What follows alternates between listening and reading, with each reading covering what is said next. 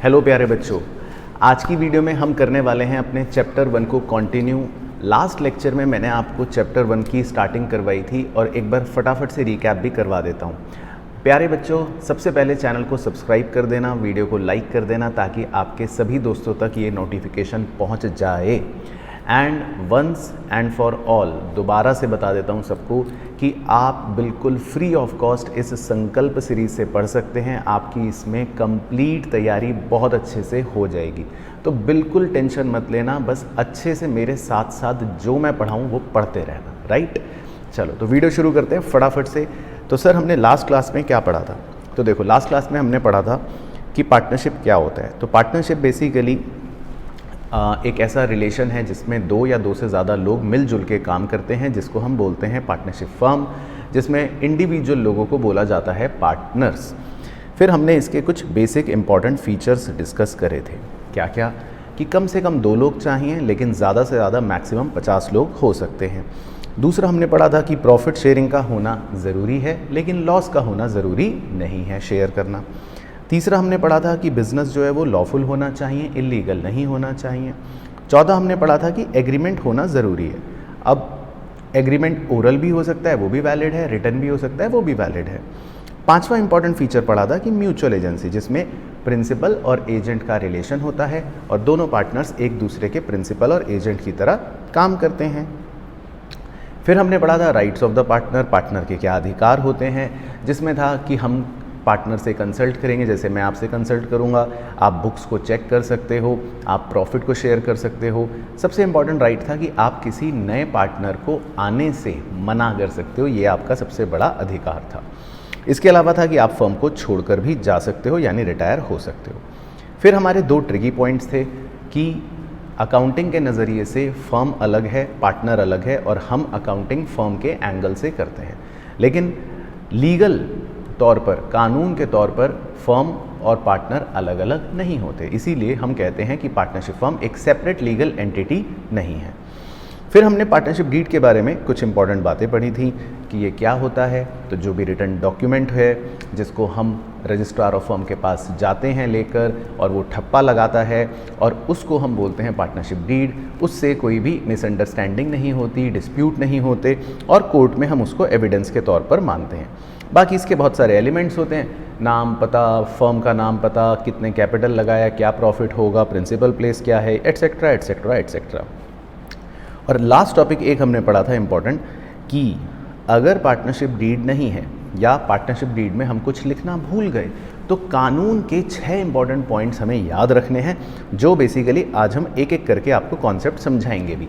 वो 6 पॉइंट्स थे: interest on capital nil, interest on drawing nil, salary भी nil, interest on loan to partner भी nil, और interest on loan by partner 6% per annum देना पड़ेगा, और प्रॉफिट शेयरिंग रेशियो इक्वल रहेगा। बस ये हमने करा था। तो ये हो गया फटाफट क्विक रिकैप लास्ट लेक्चर का। अब आज का बेस आपको बता देता हूँ। आज मैं इन्हीं कॉन्सेप्ट्स को आपको पहले ब्रेक डाउन करके समझाऊंगा, क्योंकि ये टर्म्स सारी की सारी क्या हैं वो समझना ज़रूरी है, और फिर धीरे धीरे इनकी अकाउंटिंग की तरफ हम आगे बढ़ेंगे। राइट, तो ऐसा करते हैं, कॉन्सेप्ट रजिस्टर में ही आज की शुरुआत करेंगे, और मैं आपको 1 बाय 1 इन सब कॉन्सेप्ट्स को एक एक करके कवर करवाऊंगा। तो हम हेडिंग डाल लेते हैं बेसिक कॉन्सेप्ट्स।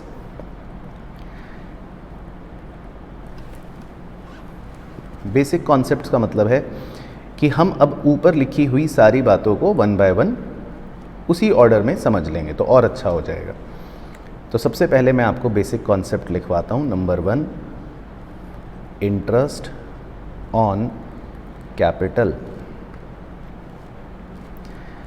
चलो, तो ये क्या होता है? देखो, इंटरेस्ट ऑन कैपिटल का क्या मतलब है? बहुत ही इजी मतलब होता है। मान लेते हैं ये हमारी पार्टनरशिप फर्म है और ये पार्टनर है, ठीक है। अब ये तो हमने बचपन में पढ़ा था कि जो भी मालिक होता है वो बिज़नेस में कुछ पैसा इन्वेस्ट करता है। तो मान लो इस पार्टनर ने बिज़नेस में 1 लाख रुपए इन्वेस्ट करे, तो हमें ये भी पता है कि बिज़नेस जो है वो इसको क्या नाम देता है, इसकी टर्मिनोलॉजी क्या है, वो भी हम बचपन में पढ़ चुके हैं। तो बिज़नेस जो होता है फर्म वो इसको नाम देता है कैपिटल। तो वो कहता है कि मेरे पास 1 लाख रुपए की कैपिटल है। अब यहाँ पर पार्टनर ये बोलता है फर्म से, पार्टनर कहता है फर्म से कि मैंने तुम्हें 1 लाख रुपए दिए, इसके बदले में तुम मुझे क्या दोगे। तो ये इम्पॉर्टेंट बात है कि यहाँ पर फर्म जो होती है वो पार्टनर को बोलती है मैं तुम्हें कैपिटल के बदले में हर साल कुछ ब्याज दूंगी। ब्याज का मतलब है इंटरेस्ट दूंगी। तो बस आप ये छोटी सी ड्राइंग बना लो, तो ये एक बेसिक कॉन्सेप्ट आपको हमेशा याद रहेगा कि इंटरेस्ट ऑन कैपिटल जो होता है वो फर्म पार्टनर को ऐसा देती है। तो एरो का डायरेक्शन बड़ा इंपॉर्टेंट है। तो कैपिटल जो है वो पार्टनर फर्म में इन्वेस्ट करता है और इसके बदले में फर्म जो है वो पार्टनर को इंटरेस्ट देती है। तो ये पहला बेसिक कॉन्सेप्ट बना लो ड्राइंग, इसको हम बोलते हैं इंटरेस्ट ऑन कैपिटल। ठीक है, उसके बाद देखो हमने सेकेंड टर्म क्या लिखी थी ऊपर। सेकेंड टर्म हमने लिखी थी इंटरेस्ट ऑन ड्राइंग्स। आओ वो समझाता हूँ। तो नंबर 2 हेडिंग डाल देते हैं इंटरेस्ट ऑन ड्राइंग्स। अब इंटरेस्ट ऑन ड्राइंग्स क्या है, तो देखो सबसे पहले तो हम ड्राइंग्स वर्ड को पकड़ लेते हैं कि ड्राइंग्स वर्ड क्या होता है। अब हमने बचपन में पढ़ा था कि कभी कभी ऐसा भी होता है कि पर्सनल यूज़ के लिए आप बिज़नेस में से कुछ पैसे निकाल लेते हो। तो अब देखो एक पार्टनर ने क्या करा, उसने पर्सनल यूज़ के लिए बिज़नेस में से फॉर एग्ज़ाम्पल 10,000 रुपये निकाल लिए। तो जब पर्सनल यूज़ के लिए पैसे निकाले जाते हैं तो हम उसको क्या बोलते हैं, ड्राइंग बोलते हैं। ये तो हमने पढ़ रखा है 11th में। अब फर्म कहती है पार्टनर से कि तुमने मुझसे पैसे लिए, तुमने मेरे से पैसे निकाल के लेके गए, तो इसके बदले में अब फर्म कहती है मैं तुमसे ब्याज लूँगी, मैं तुमसे साल का कुछ ना कुछ ब्याज लूँगी। तो फर्म पार्टनर से इस बार इंटरेस्ट लेती है और इसका नाम बन जाता है इंटरेस्ट ऑन ड्राइंग्स। तो यहाँ पर भी आप ये ड्राइंग बना लो। तो एरो की डायरेक्शन बड़ी इंपॉर्टेंट है कि इंटरेस्ट ऑन ड्राइंग फर्म लेती है और हमेशा हमें फर्म के हिसाब से सोचना है। तो ये डायग्राम इसलिए बनवाता हूँ ताकि अकाउंटिंग करते समय ना आपके दिमाग में लॉजिक भी रहे कि यार फर्म के पास ये आ रहा है ना। और इंटरेस्ट ऑन कैपिटल अगर आप देखोगे डायरेक्शन, तो फर्म इंटरेस्ट ऑन कैपिटल पे कर रही है। तो ये बात ध्यान रखनी है। तो ये लिख दूँ हिंदी में। तो इंटरेस्ट ऑन कैपिटल जो होता है वो कहाँ लिखूँ, यहीं लिख देता हूँ, फर्म देती है।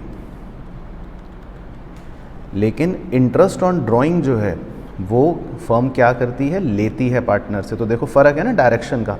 तो लॉजिक हमेशा क्लियर होना चाहिए। तो फर्म जो है वो इंटरेस्ट ऑन ड्राइंग पार्टनर से क्या करती है, लेती है। अब यहाँ पर एक बड़ा ही ट्रिकी पॉइंट है, कैच पॉइंट है, स्टार डाल के लिखेंगे सब बच्चे मेरे साथ। अब एक टर्मिनोलॉजी होती है, उसको बोलते हैं विड्रॉल ऑफ कैपिटल। कुछ बच्चे विड्रॉल ऑफ कैपिटल को ही ड्राइंग समझ लेते हैं।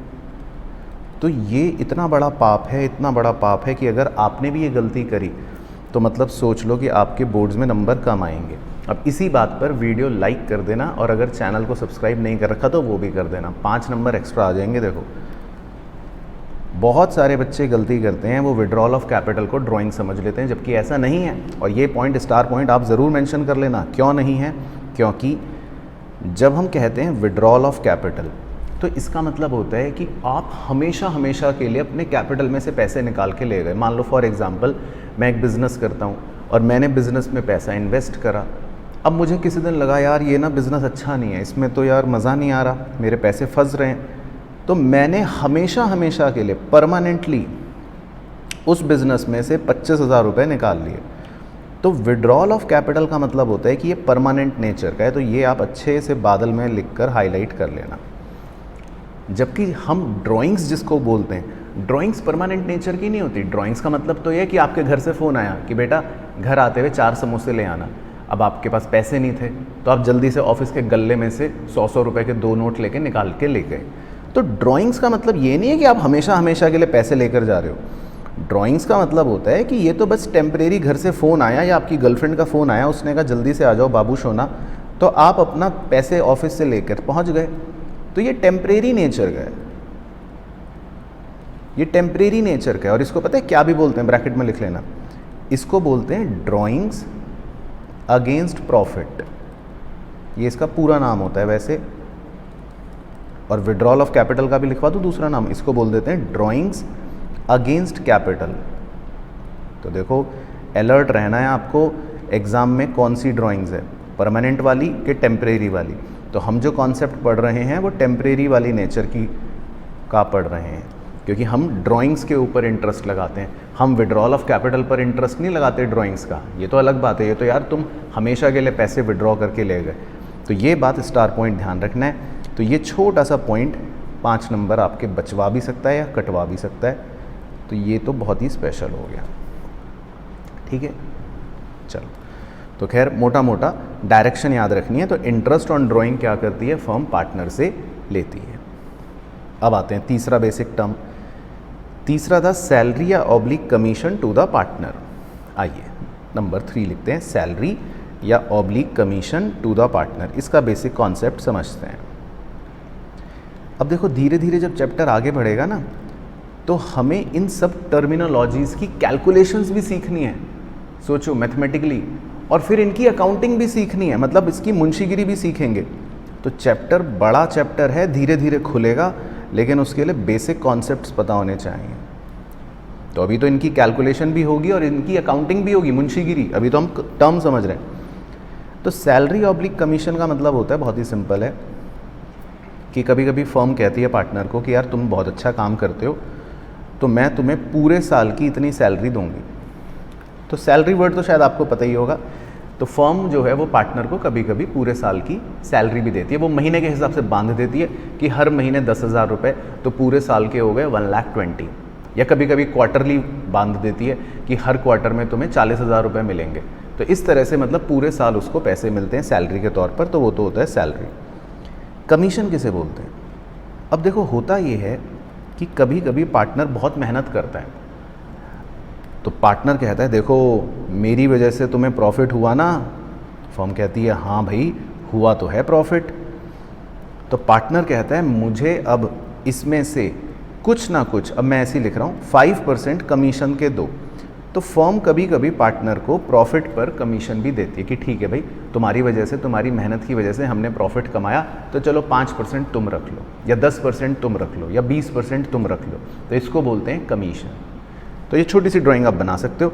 अब इसमें लॉजिकल बात ये है कि क्या लॉस अगर हुआ, ये बच्चे पूछते हैं डाउट में कि सर अगर लॉस हुआ फर्म को तो क्या हम कमीशन देंगे? तो ऑब्वियसली लॉस के टाइम पर तो हम पार्टनर को कोई कमीशन नहीं देंगे, है ना, क्योंकि जब उसने मेहनत ही नहीं करी, फर्म को लॉस हो गया, तो फिर किस बात का कमीशन। तो जनरली प्रॉफिट होगा और उस प्रॉफिट में से पार्टनर को कमीशन मिल जाएगा। तो इसको बोलते हैं सैलरी टू द पार्टनर या कमीशन टू द पार्टनर। तो अगर आप इसका भी एरो देखो, डायरेक्शन देखो, तो सैलरी और कमीशन जो है वो फर्म क्या करती है, देती है। ठीक है, तो ये हो गया नंबर 3। उसके बाद देखो नंबर 4, ये बड़ा इंपॉर्टेंट है। 4 और 5 तो बड़े इंपॉर्टेंट है। ऐसा करो यहीं पे स्टार लगा दूँ, आप भी लगा लो। हाँ सर यहीं लगा लो। नंबर 4 और नंबर 5 तो बड़े इंपॉर्टेंट है। एक शब्द का फ़र्क है, देखो इसमें लिखा है interest on loan to partner और इसमें लिखा है interest on loan by partner. आओ तो पहले 4 पढ़ते हैं फिर 5 पढ़ते हैं, तो दोनों समझ जाएंगे। Interest on loan to partner पहले करते हैं नंबर 4। तो नंबर 4 का नाम है interest on loan to partner. तो 2 को हाईलाइट कर लेते हैं ना। अब इसका क्या मतलब है, आइए बड़े ध्यान से समझेंगे। तो देखो इसमें इन्वर्टेड कॉमास लगा लो तो आपका आधा काम तो आसान हो जाएगा। लोन टू पार्टनर है ना, यहाँ इन्वर्टेड कॉमास लगा लिए। तो पहले इतनी इंग्लिश समझते हैं, लोन टू पार्टनर का क्या मतलब है। तो देखो इतनी इंग्लिश का मतलब है कि फर्म पार्टनर को लोन देती है। तो मान लेते हैं फर्म ने पार्टनर को कहा कि हम तुम्हें 2 लाख रुपए का लोन दे रहे हैं। ठीक है, तो फर्म ने लोन दिया। तो डायरेक्शन देख लो, एरो। एरो बहुत इंपॉर्टेंट है कि कौन दे रहा है, तो पैसा कहाँ से कहाँ जा रहा है, मतलब आपको मनी फ्लो समझ आना चाहिए। पैसा यहाँ से वहाँ जा रहा है क्या वहाँ से यहाँ आ रहा है। तो फर्म ने लोन दिया पार्टनर को। अब देखो फर्म कहती है कि इसके बदले में मैं तुमसे पता है क्या लूँगी। तो बहुत ही सिंपल कॉमन सेंस है, अगर हम किसी को भी लोन देंगे तो उसके बदले में हम उससे क्या लेंगे, इंटरेस्ट। तो बस इसका नाम बन गया interest on loan to partner. बस अब डायरेक्शन मार्क कर लो, अच्छे से बना लो ड्राइंग।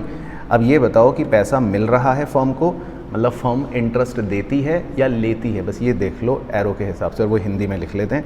तो इंटरेस्ट ऑन लोन जो होता है टू पार्टनर, वो फर्म क्या करती है, देखो लेती है। एरो मनी फ्लो देख लो, इंटरेस्ट क्या करती है, फर्म लेती है। तो देखो पैसा आ रहा है, तो इसको बोलते हैं interest on loan to partner. उसके बाद देखो नंबर 5 क्या था, इंग्लिश का एक शब्द बदल गया। नंबर 5 था interest on loan by partner. तो नंबर 5 डालते हैं, देखो basic concept, interest on loan by partner. और आगे आगे तो इन सब की अकाउंटिंग भी लिखनी है, कैलकुलेशन भी लिखनी है, मतलब सीखनी है। तो बाय को हाईलाइट कर लेते हैं। तो interest on loan by partner में लोन बाय पार्टनर को इन्वर्टेड कॉमा लगा लेते हैं। तो इतनी इंग्लिश का क्या मतलब है। तो अब देखो इस बार क्या होता है, इस बार फर्म जो होती है उसको पार्टनर लोन देता है, तो मनी फ्लो कैसा चल रहा है वो डायरेक्शन आपको समझनी है, ठीक है। तो इस बार क्या होता है, फर्म मान लेते हैं 1 लाख रुपए का लोन पार्टनर से लेती है, तो इसीलिए इंग्लिश बन गई लोन बाय पार्टनर, मतलब हिंदी है पार्टनर ने लोन दिया, तो पार्टनर ने फर्म को लोन दिया।